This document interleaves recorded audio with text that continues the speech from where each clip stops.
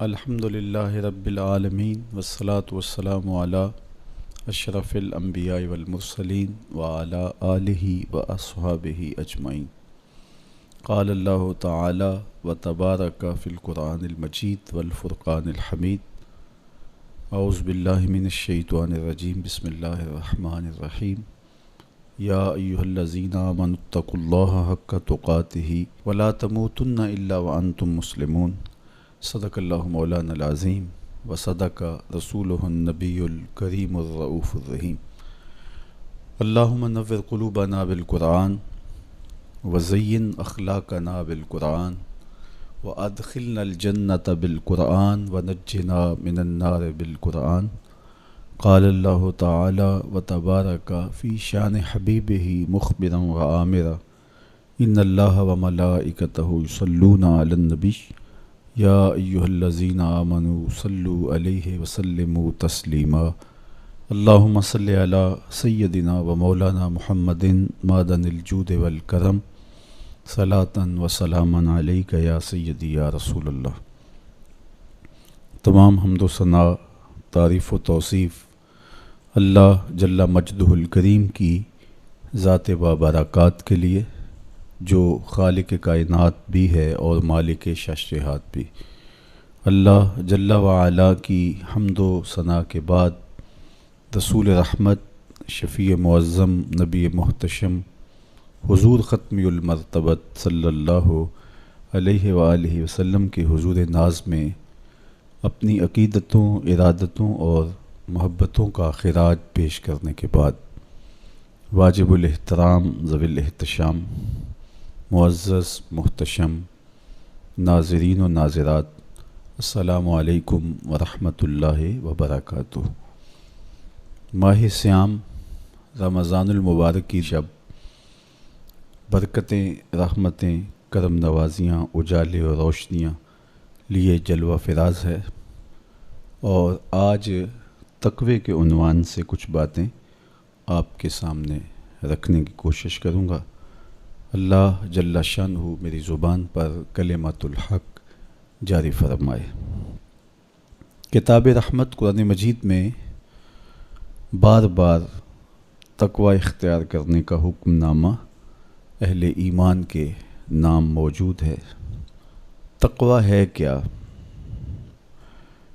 اس کا لغوی معنی تو بچنا، ڈرنا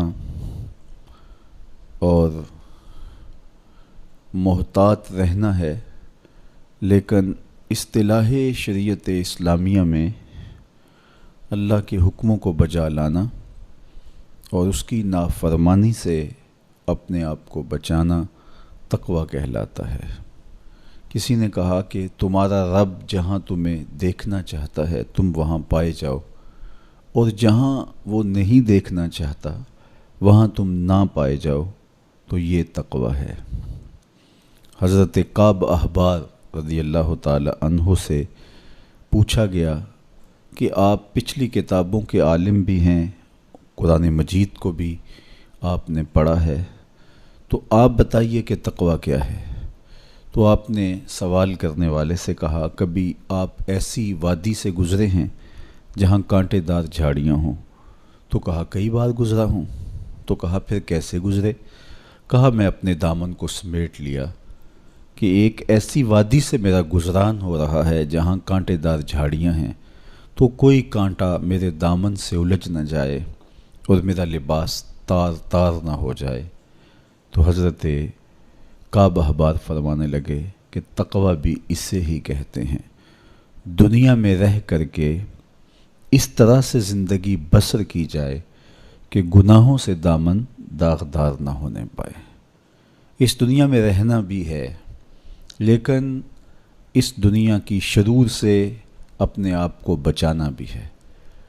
دنیا کے اندر موجود فتنوں سے اپنے آپ کو محفوظ رکھنا ہے، نفس اور شیطان کے مکر و فریب سے اپنی حفاظت کرنی ہے، اپنے دامن کو داغدار نہیں ہونے دینا، اپنے دامن کو پھٹنے نہیں دینا، اپنے ضمیر کی چادر پہ داغ نہیں لگنے دینا، اپنے باطن کی صفائی اور ستھرائی اور پاکیزگی اور عفت کا خیال رکھنا ہے۔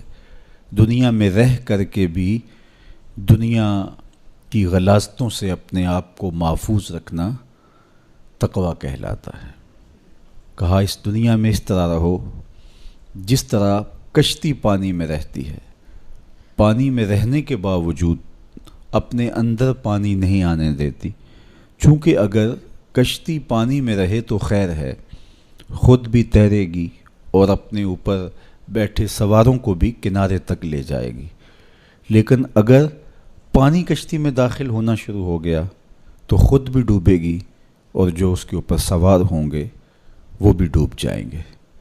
اس لیے تم دنیا میں رہو تو خیر ہے، لیکن دنیا اگر تمہارے اندر اتر آئی تو پھر کچھ باقی نہیں بچے گا۔ من نظر الی الدنیا نظر الحب اخرج اللہ تعالی من قلبہ نور الیقین والزہد۔ جو دنیا کو محبت کی نظر سے دیکھتا ہے، اللہ اس کے دل سے زہد اور تقوی کے نور کو کھینچ لیتا ہے۔ اس لیے اس دنیا میں رہ کر کے بھی اس دنیا سے اپنے آپ کو محفوظ رکھنا ہے۔ اپنی ضرورت کا ضرور رزق جمع کریں، ضرورت سے زائد کمائیں تو ساتھ یہ نیت جڑی ہو کہ معاشرے کے وہ لوگ جو کمانے کی اہلیت نہیں رکھتے میں ان کی ضرورت کو پورا کروں گا، تو یہ دنیا نہیں یہ دین ہوتا ہے۔ لیکن جب خواہشات انسان کو یوں گھیر لیتی ہیں اور وہ اپنے خالق سے غافل ہو کے اس دنیا کو مقصود بنا لیتا ہے تو پھر وہ اپنے اندر اور اپنے باطن کو خراب کر بیٹھتا ہے۔ تو کعب احبار فرمانے لگے کہ تقویٰ یہ ہے کہ تم اپنے آپ کو جس طرح کانٹے دار جھاڑیوں کے اندر سے گزارتے ہوئے دامن بچاتے ہو اور کوئی کانٹا تمہارے دامن سے الجھ کر تمہارے دامن کو تار تار نہ کر دے، تمہارا دامن پھٹ نہ جائے، تو احتیاط سے گزرتے ہو، تو دنیا میں بھی یوں محتاط رہو اور اپنے آپ کو گناہوں سے آلودہ نہ ہونے دو۔ حضرت سیدنا علی المرتضیٰ رضی اللہ تعالی عنہ سے تقویٰ کے حوالے سے دریافت کیا گیا تو آپ نے بڑی جامع تعریف ارشاد کی۔ فرمایا کہ تقویٰ کیا ہے؟ فرمایا کہ تقویٰ یہ ہے کہ تم اللہ سے ڈرتے رہو، خوف خدا تمہارے سینے میں موجود رہے، قرآن مجید پر تمہارا عمل رہے، اور تم جو میسر آئے اللہ کی طرف سے اس پر تم قانع ہو، کم پر بھی قناعت تمہارا مزاج ہو، اور چوتھی چیز ارشاد فرمائی کہ تم آخرت کی تیاری میں اپنے آپ کو مصروف رکھو۔ یہ چار وصف اگر تمہارے اندر موجود ہیں تو تم متقی کہلاؤ گے۔ سب سے پہلا وصف کیا ہے کہ اپنے آپ کو اللہ جل شانہ کے خوف میں مبتلا رکھو، اللہ کا ڈر تمہارے سینے میں موجود رہے۔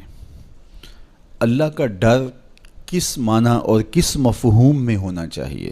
عمومی طور پہ بندہ جس شے سے ڈرتا ہے اس سے وحشت بھی کرتا ہے، اس سے نفرت بھی کرتا ہے۔ سانپ سے ڈرتا ہے، بچھو سے ڈرتا ہے اور موذی جانوروں سے خوف زدہ ہوتا ہے، لیکن اگر ہتھے چڑھ جائیں تو انہیں چھوڑتا بھی نہیں، بلکہ ہمیں تو حکم دیا گیا اقتلوا الموذی قبل ان یوذی، قبل اس سے کہ موذی تم کو ایذا دے تم اس کا خاتمہ کر ڈالو، اگر تمہارے بس میں ہو تو تم انہیں مار ڈالو۔ تو عمومی طور پہ بندہ جس سے ڈرتا ہے اس سے نفرت بھی کرتا ہے، لیکن اللہ سے بندہ ڈرتا بھی ہے، اس سے محبت بھی کرتا ہے۔ تو یہ ڈر پھر کس مفہوم میں ہوا؟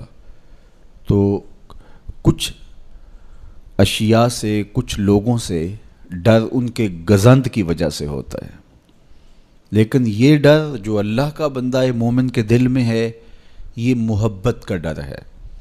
جب کوئی کسی سے پیار کرتا ہے تو اس کی ناراضگی سے ڈرتا ہے، وہ روٹھ نہ جائے، وہ ناراض نہ ہو جائے۔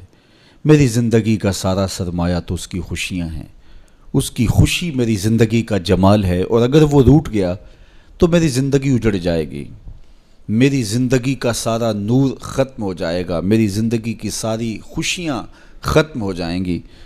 تو اللہ سے ڈرنے کا مفہوم بھی یہی ہے کہ جب بندہ اس سے پیار کرتا ہے، اور مومن کی شان ہے والذین آمنوا اشد حبا للہ، جو اہل ایمان ہیں وہ سب سے زیادہ اپنے رب سے محبت کرتے ہیں، ٹوٹ کے چاہتے ہیں اپنے رب کو۔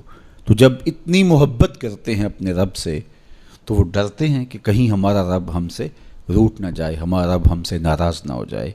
تو یہ احساس جب انسان کے ساتھ ہمیشہ جڑا رہے گا کہ میرا اللہ مجھ سے ناراض نہ ہو جائے، تو پھر اس کی زندگی کتنی خوبصورت ہوگی اور وہ گناہوں سے کیوں نہیں بچ پائے گا۔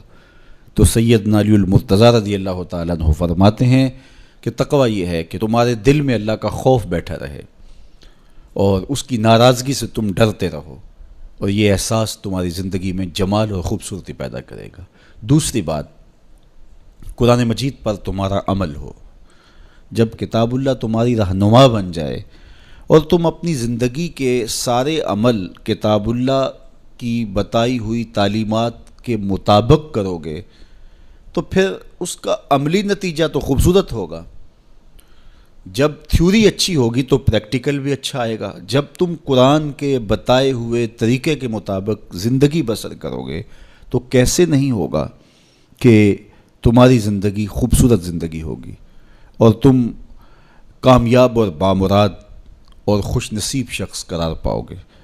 اس لیے قرآن مجید پہ عمل اپنی زندگی میں لازم کر لو۔ یہ تمہارے رب نے تمہارے نام رسول کریم صلی اللہ علیہ وآلہ وسلم کی وساطت سے ایک پیغام بھیجا ہے، مکمل ضابطہ حیات ہے، دستور زندگی ہے۔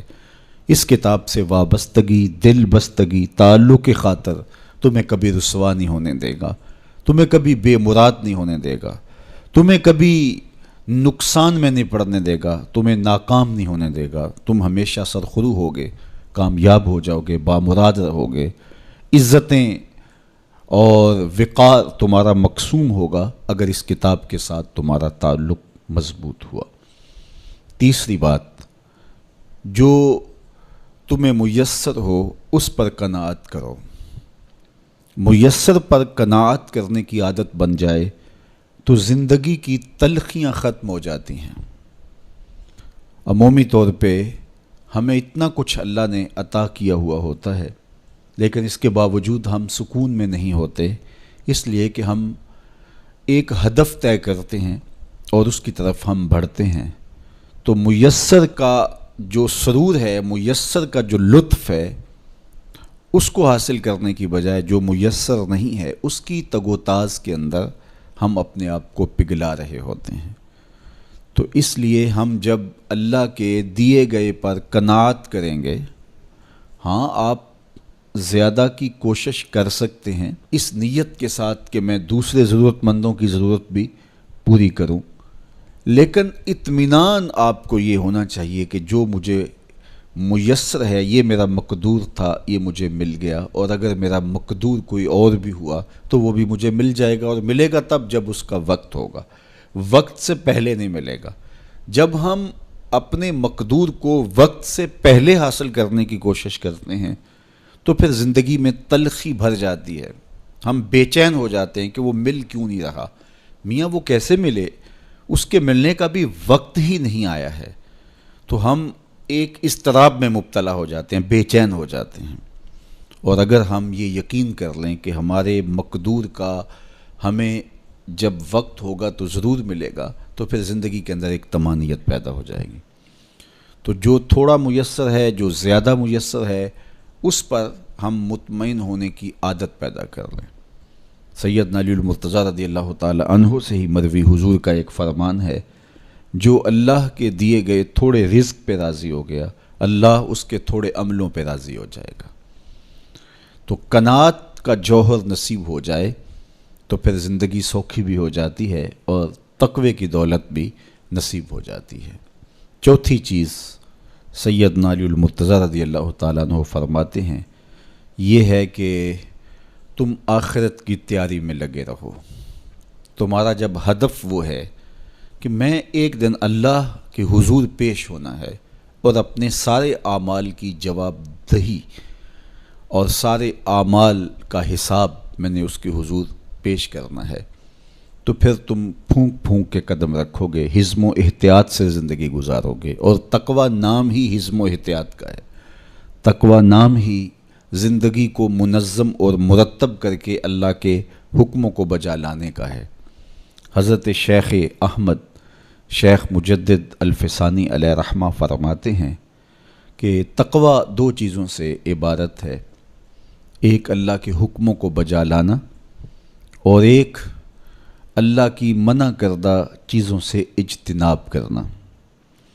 اور بڑی خوبصورت بات آپ نے کی، فرمایا اللہ کے حکموں کو بجا لانا، اس کی اطاعت اور فرما برداری کرنا، یہ تو فرشتے بھی کرتے ہیں اور انسان بھی کرتے ہیں، لیکن وہ چیزیں جو منع کی گئی ہیں ان سے رک جانا تو یہ کام صرف انسانوں کا ہے، چونکہ فرشتوں کے اندر تو یہ چیز ہی موجود نہیں ہے، ان کے اندر خواہشات رکھی ہی نہیں گئی جن سے وہ رک جائیں، آرزوئیں رکھی ہی نہیں گئیں جن سے وہ باز آ جائیں۔ تو وہ تو اللہ کی عبادت کرتے ہیں، ذکر و فکر میں لگے ہیں، طاعت اور فرما برداری میں لگے ہیں، اور ان امور سے رکنے کا ان کا باب ہی نہیں ہے، تو یہ حضرت انسان کا کام ہے کہ وہ ان امور سے منع ہو جائے جن امور سے ان کے رب نے انہیں منع کیا ہے۔ تو یہ شے حضرت انسان کو ممتاز کرتی ہے اور تقوی کے حصول کا ذریعہ اور ضامن بنتی ہے۔ اللہ جل شانہ کے منع کردہ کاموں سے رک جائے اور اس کے حکموں کو بجا لانے کی کوشش میں لگا رہے، یہ تقوی کہلاتا ہے۔ بعض نے یہ کہا کہ انسان کے جو ظاہری اعمال ہیں اور انسان کے جو باطنی اعمال ہیں، ان دو اعمال کو دو حصوں میں تقسیم کیا، تو کہا کہ جو باطن کے اعمال ہیں وہ تقوی کہلاتے ہیں۔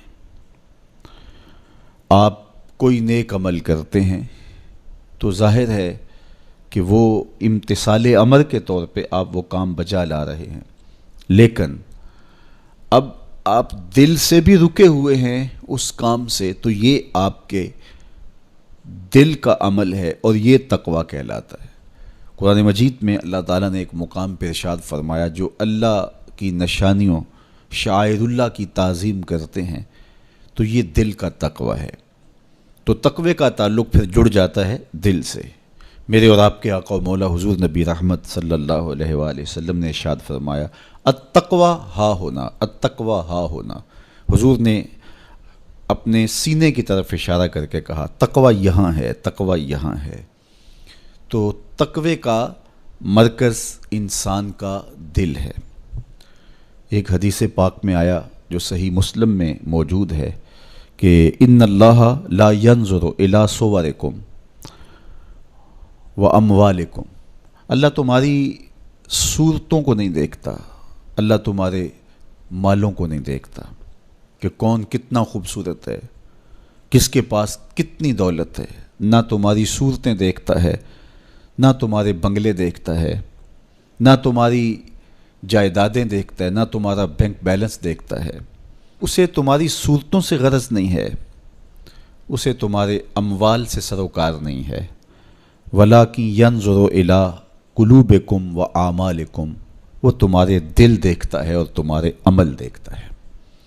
تمہارے کپڑے پھٹے پرانے ہیں، جھونپڑے میں رہتے ہو، لیکن عمل خوبصورت ہیں، تمہارا قلب سلیم ہے، اس دل میں اللہ کی محبت، اللہ کا پیار رکھا ہے، اللہ جل شانہ کے محبوب کا پیار رکھا ہے، تو وہ دل خوبصورت ہے۔ تو تمہارے لباس پھٹے پرانے کیوں نہ ہوں، تمہارے رہنے کی جگہ انتہائی ناآسودہ کیوں نہ ہو، لیکن تمہارا دل اچھا ہے، تمہارے عمل اچھے ہیں، تو تمہارے رب کو یہ پسند ہے۔ تو تقوی کا مرکز تمہارا قلب ہے، تمہارا دل ہے۔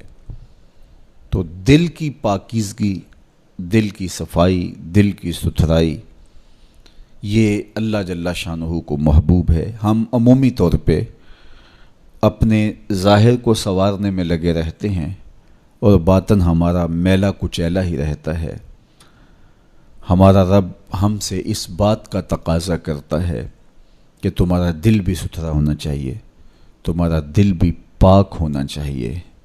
باہو علیہ رحمہ فرماتے ہیں کہ دل کالے نالوں منہ کالا چنگا، جے کوئی یہ رمز پچھانے ہو۔ تو اصل تو پاکیزگی، طہارت، صفائی، عفت قلب کی ہے۔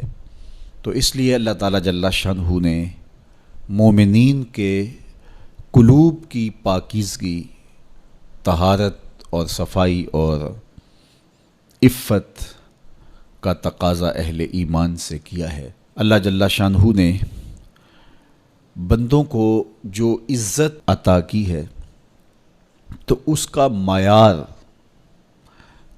تقویٰ کو قرار دیا۔ کون کتنا معزز ہے یہ اس کی دولت سے نہیں ناپا جا سکتا، اس کے قبیلے اور اس کے خاندان سے نہیں جانچا جا سکتا، اس کے لباس سے آپ یہ اندازہ نہیں کر سکتے کہ یہ معزز شخص ہے۔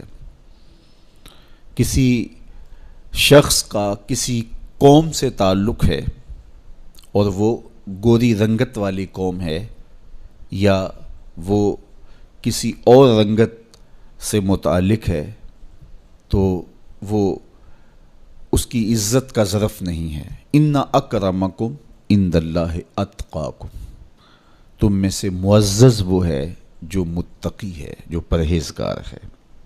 دیکھیے ابو لہب قریشی النسب تھا، لیکن خوبصورت ہونے کے باوجود، عالی مرتبت نسب رکھنے کے باوجود آج بھی اس پر لعنتیں برس رہی ہیں۔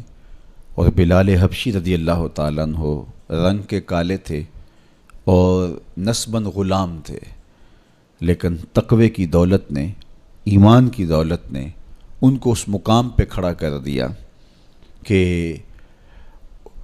وہ ہاشمی النسب شخص تقوی اور ایمان کی عدمیت کی وجہ سے ان کے قدموں سے لگی ہوئی دھول تک بھی نہ پہنچ سکا، اور وہ عزتوں کے اس شرف کو حاصل کرتے ہیں جو انہی کا مقسوم ہے۔ تو اسلام نے شرف کا معیار، عزت کا معیار تقوی قرار دیا ہے۔ تو اس لیے ہمیں تقوی کو حاصل کرنے کے لیے کوشاں رہنا چاہیے اور ایسے اعمال بجا لانے چاہیے کہ جس سے ہمیں تقوی حاصل ہو۔ حضرت شیخ احمد مجدد الفسانی علیہ رحمہ فرماتے ہیں، جو شخص اپنے اوپر 10 چیزوں کو لازم کر لیتا ہے تو لازمی نتیجہ یہ ہوتا ہے کہ وہ متقی بن جاتا ہے۔ وہ 10 چیزیں کون سی ہیں؟ ماہ صیام کے ان حسین لمحوں میں ہمیں وہ 10 اوصاف اپنے اندر پیدا کرنے چاہیے تاکہ ہم متقی بن جائیں، اور متقی اللہ کے محبوب بندے ہیں۔ تقوی اختیار کرنے والے اللہ جل شانہ کی رحمتوں کے خاص مستحق ہیں۔ جنہیں تقوی کا نور نصیب ہوتا ہے وہ اللہ کی رحمتوں کے سائے میں آ جاتے ہیں۔ اگر ان پر مصائب، آلام، مشکلیں آتی ہیں تو ان کے تقوی کی وجہ سے اللہ انہیں راستے عطا کر دیتا ہے۔ وَمَن يَتَّقِ اللَّهَ يَجْعَل لَّهُ مَخْرَجًا وَيَرْزُقْهُ مِنْ حَيْثُ لَا يَحْتَسِبُ۔ اللہ اکبر۔ ارشاد فرمایا کہ جو اللہ سے ڈرتا ہے، تقوی اختیار کرتا ہے، اس کے لیے ہم مصیبت سے نکلنے کے راستے پیدا کر دیتے ہیں، اور اللہ جل شانہ اس کے لیے وہاں سے رزق عطا کرتا ہے جہاں سے اسے گمان بھی نہیں ہوتا ہے۔ تو یہ تقوی کا نتیجہ ہے جو اہل تقوی کو نصیب ہوتا ہے۔ تو حضرت شیخ نے 10 وہ امور بتائے جو اپنے اوپر لازم کر لینے سے تقوی نصیب ہوتا ہے۔ سب سے پہلی بات آپ فرماتے ہیں زبان کو غیبت سے بچائے۔ اتقاء کے حصول کے لیے زبان کو پاک کرنا ضروری ہے۔ انسان کے زیادہ تر گناہ اس کی زبان کی وجہ سے ہیں، اور غیبت یہ بدترین عمل ہے، اور اس کو بدکاری سے بھی برا قرار دیا گیا ہے۔ الغیبت اشد من الزنا، تو اپنی زبان کو غیبت سے بچائے۔ دوسری بات ارشاد فرمائی کہ بدظنی سے بچے، کسی سے خواہ مخواہ بدگمان ہو جانا اور اپنے دل کو کسی کے لیے میلا کر لینا اور اس کی بدگمانی دل میں پالنا، تو یہ تقوی کے منافی ہے۔ تو کسی کی بدگمانی سے، بدظنی سے اپنے دل کو بچائے، زبان کو غیبت سے بچائے، دل کو بدگمانی سے بچائے، اور مسخرہ پن سے بچے، بات بات پہ ٹھٹھے مار کے ہنسنا اور اس طرح کی زندگی بسر کرنا۔ اور آج کل تو جب بھی دوست احباب اکٹھے بیٹھتے ہیں تو سنجیدہ اور متین باتیں کم ہوتی ہیں، زیادہ وقت لطیفوں میں ہی کٹ جاتا ہے۔ انسان کو خوش مزاج ہونا چاہیے، اس کی طبع میں شگفتگی ہونی چاہیے، لیکن شگفتگی، خوش مزاجی اور مسخرہ پن میں فرق ہے، اس کو سمجھنا چاہیے۔ سنجیدہ اور متین زندگی یہ مومن کی زینت ہے، انسانیت کا حسن ہے۔ اس لیے تقوی کے حصول میں مانع ہے مسخرہ پن۔ اگر کوئی شخص متقی بننا چاہتا ہے تو اس کو سنجیدہ اور متین بننا ہوگا۔ طبیعت کی خوش مزاجی یہ معنی نہیں ہے، لیکن مسخرہ پن اور چیز ہے، اس سے روک دیا گیا۔ چوتھی چیز حضرت شیخ احمد فرماتے ہیں کہ اپنی آنکھ کو حرام سے بچائے۔ اپنی آنکھ کی حفاظت کرنے سے تقوی حاصل ہوتا ہے۔ جب آنکھ خراب ہوتی ہے تو دل خراب ہوتا ہے، جب دل خراب ہوتا ہے تو پھر پورا بدن خراب ہو جاتا ہے۔ اس لیے وہ دروازہ جو کھلا ہے اور اس سے بدی شر اندر اتر رہی ہے اور پھر اس سے آپ کا سارا نظم ہستی برباد ہو رہا ہے، تو اس دروازے کو بند کریں، تو اپنی آنکھ کو حرام سے بند کریں۔ پانچویں چیز ارشاد فرمائی، ہمیشہ سچ بولے۔ جھوٹا شخص کبھی متقی نہیں ہو سکتا۔ اتقاء کے حصول کے لیے اپنے آپ کو سچ کا خوگر بنانا ہوگا۔ سچ کے بغیر کبھی نہ بولیں۔ جھوٹ بولنے والے کی زبان سے شر پھیلتا ہے، اور جب کوئی شخص جھوٹ بولتا ہے تو حدیث پاک میں آتا ہے اس سے بدبو نکلتی ہے، جس کو عام لوگ تو نہیں سونگھ پاتے، لیکن اللہ کے فرشتے 1 میل دور پیچھے ہٹ جاتے ہیں۔ تو مومن سچا ہوتا ہے، مومن جھوٹا نہیں ہوتا، اور تقوی کے اصول کے لیے سچ شرط ہے۔ چھٹی چیز ارشاد فرمائی، ہر حال میں اللہ کا احسان مانے۔ جب کوئی بھی انسان پر بہتری آئے تو اس وقت یہ کہے کہ یہ میرے رب کا احسان ہے کہ مجھے یہ حاصل ہوا ہے۔ بہت سارے لوگ اپنی محنت کا نتیجہ قرار دیتے ہیں کہ یہ میں نے کیا تو اس کے نتیجے میں یہ ملا۔ بسا اوقات آپ کتنا سیدھا کام کر رہے ہوتے ہیں، کتنی محنت کر رہے ہوتے ہیں، لیکن نتیجہ اس کے برعکس آ رہا ہوتا ہے۔ سیدنا علی المرتضیٰ رضی اللہ تعالیٰ عنہ فرماتے ہیں، میں نے اللہ کو اپنے ارادوں کی شکست سے پہچانا، تو یہ اس کی کرم نوازی ہے کہ اس نے ایسا کر دیا۔ صحت میرا کمال نہیں، یہ اللہ کی عطا ہے۔ علم میرا کمال نہیں، یہ اللہ کی عطا ہے۔ لہجوں کی خوبصورتی یہ اس کی عطا سے ممکن ہے۔ اس نے آنکھوں میں روشنائی رکھی، اس نے توفیق عمل نصیب فرما دی، اس نے اچھائی کی راہوں پہ گامزن کیا۔ ماہ صیام میں روزہ رکھنے کی توفیق ہوئی، صلاۃ التراویح میں حاضری کا موقع میسر آیا، دیگر صالح اعمال تلاوت کلام مجید نصیب ہوئے، تو مت سمجھے کہ یہ کوئی میرا کمال ہے۔ اللہ کا احسان مانے گا تو غرور پیدا نہیں ہوگا، تکبر پیدا نہیں ہوگا۔ تو ہر حال میں اللہ کا احسان مانے، جو بھی خیر اس کو ملے وہ کہے یہ میرے رب کی طرف سے ہے، اور اگر اس کا کرم نہ ہوتا تو یہ عمل مجھے نصیب نہ ہوتا۔ اور کتنے عمل ہیں کہ نصیب ہونے کے بعد عجب سے، تکبر سے، ریاکاری سے برباد ہو جاتے ہیں۔ کیتی کتری پئی کھو محمد تے سکہ بنیا زردہ، کتنے عمل ہیں کہ برباد ہو جاتے ہیں، تکبر آ گیا، عجب آ گیا، ریاکاری آ گئی، تو یہ اس کی طرف سے ہی ہے۔ تو جب یہ کہے گا تو عجب، تکبر، غرور کچھ پیدا نہیں ہوگا، تو پھر عمل قبول ہوگا اور انسان تقوی کی منزل تک پہنچے گا۔ ساتویں چیز، اپنا مال راہ حق میں خرچ کرے۔ ناحق راستے پر ایک درہم بھی خرچ نہ کرے۔ کمایا ہوا مال راہ حق میں خرچ کرنے سے اتقاء کی دولت نصیب ہوتی ہے۔ اللہ قیامت کے دن بندے کے قدم اپنے حضور سے ہٹنے نہیں دے گا جب تک اس سے 3 سوال نہیں کر لے گا۔ ان میں سے ایک سوال یہ ہوگا کہ مال کمایا کہاں سے، مال خرچ کہاں کیا۔ جس طرح مال حلال کمانا ضروری ہے، مال کو جائز جگہوں پہ خرچ کرنا بھی ضروری ہے، حق کے راستے پہ خرچ کرنا بھی ضروری ہے۔ اس لیے یہ اپنی طبع کے اندر لازم کر لے کہ کبھی بھی اس کا مال کسی ناجائز اور فضول کام میں خرچ نہ ہو، راہ حق میں اس کا مال لگے۔ 8ویں چیز، نفس کے لیے کبھی بڑائی بلندی نہ چاہے، اس سے طبیعت میں سرکشی آئے گی اور تقوی کے راستے میں یہ عمل مانے ہے۔ اور نمازوں کی حفاظت کرے۔ نمازوں کی اگر حفاظت نہیں کرتا تو باقی سارے عمل اس کے پاس ہیں، تو وہ متقی کیسے بن سکتا ہے؟ چونکہ یہ تو اسلام کا بنیادی فریضہ ہے جو اہل ایمان پر لازم کیا گیا ہے، جو کسی صورت کے اندر بھی، حتیٰ کہ حالت بیماری کے اندر بھی معافی جس کی نہیں ہے، سفر کے اندر بھی نماز کی معافی نہیں، مختصر کر دی گئی، قصر کر دی گئی، لیکن معافی نہیں دی گئی، حالت جنگ کے اندر بھی اس کی معافی نہیں ہے۔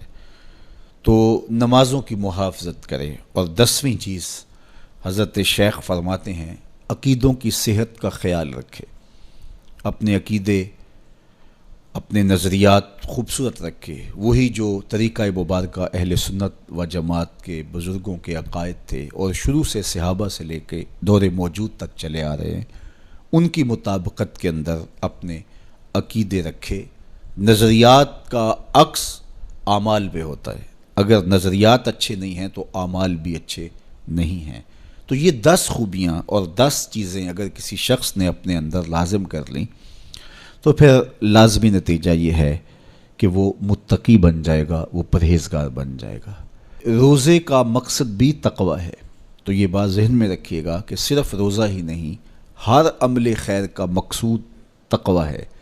تقوی کا حصول یہ اہل ایمان سے تقاضا ہے ہمارے رب کا کہ وہ متقی بن جائیں۔ متقی ایک صاف ستھرا انسان ہوتا ہے، پاکیزہ وجود ہوتا ہے۔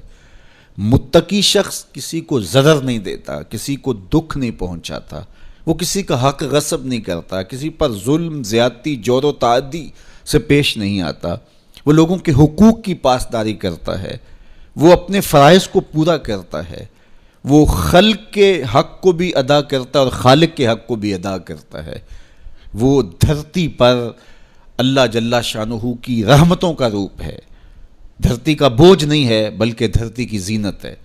تو ایسے پاکیزہ وجود یہ مقصود ہیں شریعت کے، اس لیے ہمیں تقوی ہر صورت میں حاصل کرنا چاہیے۔ قرآن مجید میں تقریباً 258 مرتبہ تقوی کو اختیار کرنے کا مختلف صیغوں کے ساتھ حکم دیا گیا ہے۔ تو اب آپ اندازہ کیجئے یہ کتنی اہم شے ہے جس کا تقاضا اہل ایمان سے کیا گیا ہے۔ تو اللہ جل شانہ کی بارگاہ میں میری دعا ہے جملہ ناظرین کے لیے، ناظرات کے لیے، آپ سب لوگوں کے لیے، اپنے لیے، اپنے ساتھ جڑے ہوئے تمام لوگوں کے لیے کہ اللہ سب کو اتقاء کی دولت نصیب کر دے۔ یہ زندگی بے مقصد نہ گزر جائے۔ ہم جس مقصد کے لیے آئے ہیں ایسا نہ ہو کہ ساری زندگی گزار کے چلے جائیں اور خالی دامن لے کے اللہ کے حضور پیش ہوں۔ نہیں، اس دامن کو تقوی کے نور سے بھر کر اس کے حضور پیش ہوں، لیکن اس کے فضل پہ آس ہو، مغرور نہ ہونا، جو میسر آ جائے اس کو اللہ کا احسان سمجھنا، اور اس کے حضور کہا مالک مجھ سے تو یہی ہو سکا ہے، اور یہ بھی میری کوتاہیاں اور میری کمزوریوں کے ساتھ ہے سب کچھ، تو اپنے کرم سے میرے پہ رحم فرما۔ تو اللہ تعالیٰ کو ایسا بندہ بڑا پسند ہے جو اس کو راضی کرنے کی کوشش میں لگا رہتا ہے ساری زندگی۔ آپ کے پاس ایک ملازم ہے اور وہ کمزور ہے، لیکن سارا دن کوشش میں لگا رہتا ہے، کبھی وہ دیواریں صاف کر رہا ہے، کبھی وہ آپ کے دروازے پر کپڑا لگا کے اس کو صاف ستھرا کر رہا ہے، کبھی پانی آپ کو پیش کر رہا ہے، کبھی آپ کی گاڑی کو کپڑا لگا کے صاف کر رہا ہے، کبھی اور آپ کے کام میں لگا ہے، اور وہ کمزور ہے، کبھی بیچارہ تھک کے دھوپ میں بیٹھ بھی جاتا ہے، کبھی اس سے ہوتا ہے کبھی اس سے نہیں ہوتا، لیکن وہ نیت سے برا نہیں ہے، ہر وقت اس کی کوشش ہے کہ صاحب مجھ سے راضی ہو جائیں، تو آپ اس کی بہت ساری کوتاہیاں معاف کر دیتے ہیں۔ وہ کہتے ہیں یار کمزور ضرور ہے لیکن نیت کا ماڑا نہیں ہے۔ تو یار اگر ہم نیت کے ماڑے نہ ہوں، ساری زندگی اللہ کو راضی کرنے کے لیے گزار دیں، تو وہ بھی تو دیکھ رہا ہے یہ میرا بندہ ہے۔ میرے شیخ کامل کا ایک شعر مجھے ابھی یاد آیا کہ دلوں میں بری نہیں نہ نیتوں بری میں، دلوں میں بری نہیں نہ نیتوں بری میں، گناہ میں تو ہو جاندے لاچاریاں نو۔ اگر پھر بھی کوئی گناہ ہو جائے تو اللہ کریم ہے، رؤوف ہے، معاف کرنے والا ہے۔ تو تقوی کا یہ بھی نتیجہ ہے، اس کا ثمرہ ہے کہ آپ سے گناہ سرزد ہو جائے تو آپ کو فوراً توفیق توبہ مل جاتی ہے۔ اگر یہ صالح اعمال آپ بجا لاتے ہوں تو زندگی کے اندر گناہوں کا سرزد ہونا ممکن ہے، لیکن متقی شخص سے گناہ سرزد ہو جائے تو وہ فوراً رجوع اللہ کرتا ہے، فوراً اس کو توفیق توبہ نصیب ہو جاتی ہے، اس کو کھٹکنے لگتا ہے کہ مجھ سے کچھ ہو گیا ہے، تو وہ بے چین ہو جاتا ہے۔ تو آئیے میں اور آپ اپنی زندگیوں میں تقوی کے نور کو بھر لیں۔ جہاں نور ہوگا وہاں اندھیرا نہیں ہوگا، اور اگر یہ نور باطن میں نہیں اترے گا تو وہاں اندھیرے ہوں گے، ظلمتیں ہوں گی۔ تو اندھیروں سے اور ظلمتوں سے اٹا ہوا دل لے کے ہم اللہ کے حضور پیش نہ ہوں، بلکہ نور سے بھرا ہوا دل اس کی دہلیز پہ رکھیں اور اس کی رحمتوں کی خیرات مانگیں۔ ماہ سیام کی مبارک گھڑیوں کی برکت سے اللہ مجھے آپ کو تقوی کی دولت نصیب فرمائے۔ جو کہا گیا اس کو روحوں میں اتار دے، باطن کی پاکیزگی ستھرائی نصیب کرے۔ وآخر دعوانا ان الحمدللہ رب العالمین۔